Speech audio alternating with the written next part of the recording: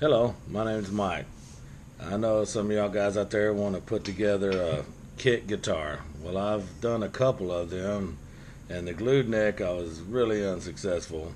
The bolt-on neck kind of went okay. It wasn't horrible bad. And then I decided, well, that was enough of trying that, so I was going to try ordering the body and then the neck separate. And I did that, and the guitar turned out okay.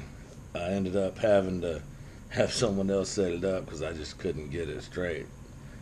So the next thing I did was try something different. I was like, well, I want to put a guitar together, but I'm not really luthier. I'm more of a novice. So me and my friend, we're going to try to do something that I hadn't tried before.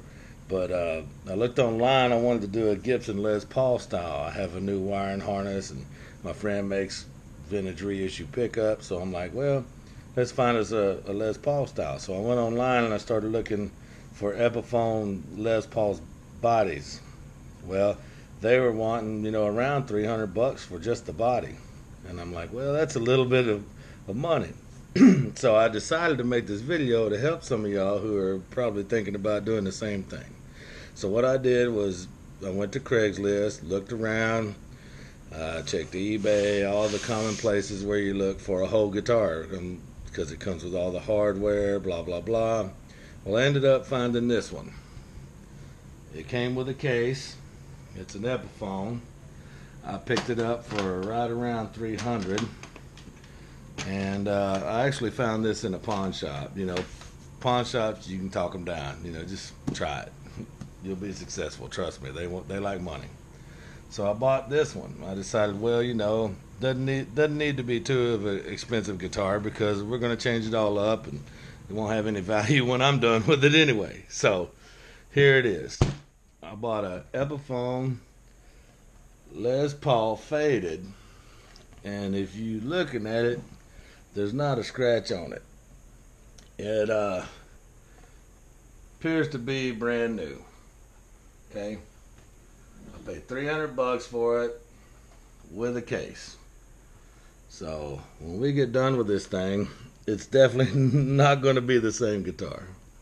But it's a good body to start with, and I didn't have to buy something, off of eBay that somebody else took all the parts off of. You don't know if it plays good already, and if it don't play good already, well, then you're going to need a luthier.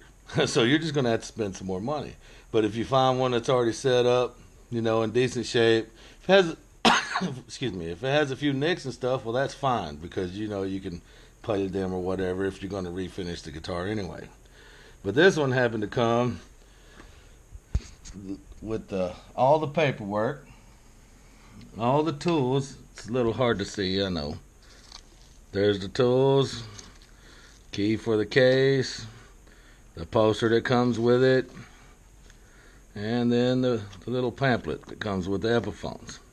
So what we're going to try to do is we're going to take this Epiphone and we're going to turn it into a family heirloom.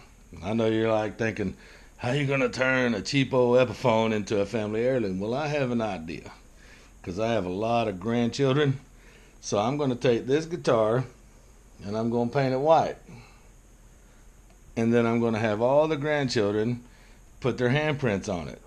And then I'm going to clear coat it and buff it out, shine it up, put a vintage wiring harness in it, put some homemade pickups that my friend makes. There's the machine and all the parts, and there's Jimmy. Hi, Jimmy. Hello. And so we'll see how it turns out. But I think it's going to turn out pretty good. Finishing the guitar takes a lot of work, a lot of time. Be patient, okay? Because if you're not, you're going to regret it later. One little mistake, man, and it is hard to get back to good. So anyway, I'm going to say bye for now, and then we'll let you see what happens as we go along. Take it easy.